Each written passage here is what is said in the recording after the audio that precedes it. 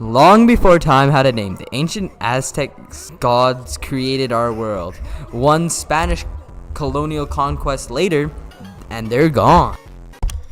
Get ready to travel back in time and find out what an amazing worldview the Aztecs had. And what killed it? Simon. I'm Victor. And I'm Armand. The Aztecs, a powerful civilization from 1325 to 1521 CE. They built their capital in Tenochtitlan, an island on Lake Texcoco.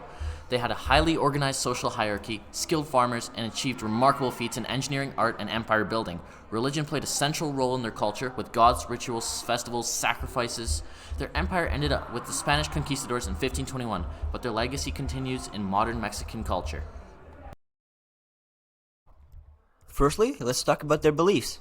The Aztec worldview for beliefs was significantly impacted by the conflict between the Spanish and the Aztecs. The Aztecs had a deeply religious culture centered on gods, rituals, and belief that human sacrifices were necessary to maintain the balance of the universe. The forced conversion to Christianity had a big impact on their tradition practices, suppressing them with European beliefs.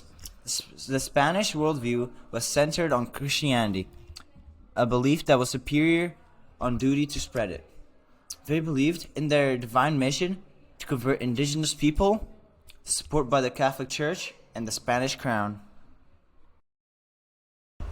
Next, we'll be speaking about economy. The Aztec economy originally depended on their tributes, their war, farming, and trade. The Spanish economy was mainly based off their colonialism, taxes, and trade, just like the Aztecs with the trade.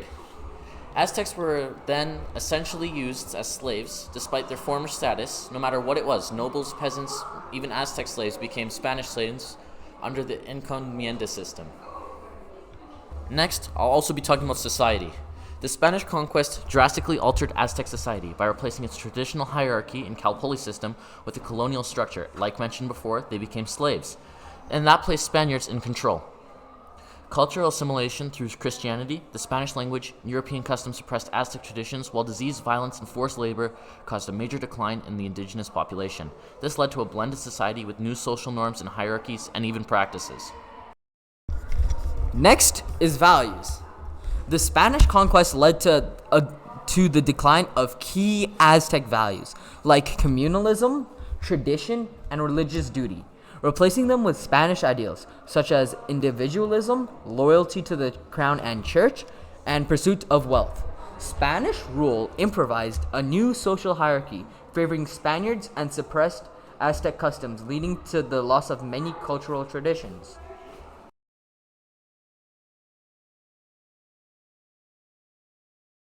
Today we'll be exploring the story of Serpentine Mask from Teotihuacan and what it can teach us about the art repatriation and worldview. What's art repatriation? Art repatriation is when an artwork or artifact is returned to its country of origin. This is important because many artifacts have deep cultural significance and aids in person's connection to their past. But how does art repatriation relate to worldview? I believe this is a good question. It actually connects to several elements of worldview. Firstly, it connects to beliefs. Many artifacts have religious significance, carrying spiritual meaning. Next is economy. There are costs involved in repatriating artifacts, and sometimes these objects have significant economic value. And lastly, society.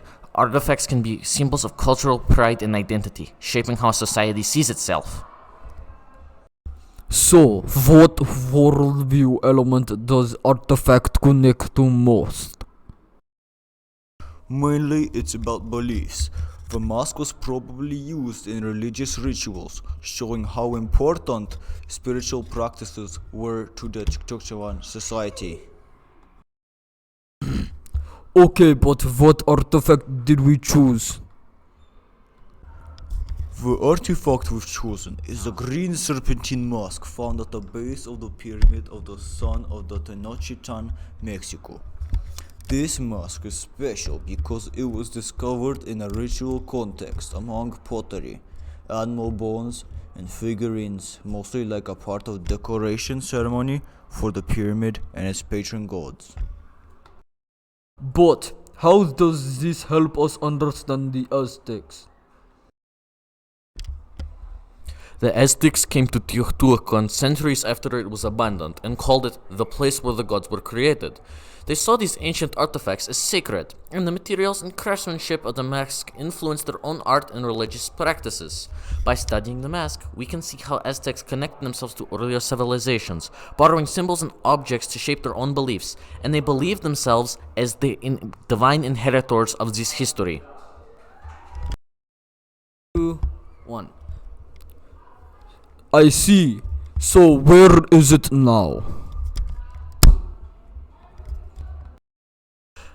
Well, the most well-known one is in the Uffizi Museum in Florence, Italy, but some are still in private collections. I believe they belong in museums so everybody can see them.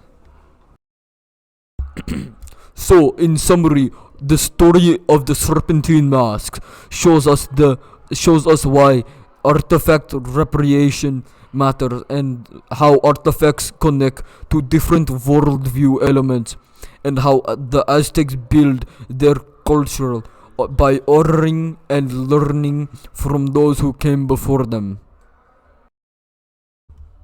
Duh.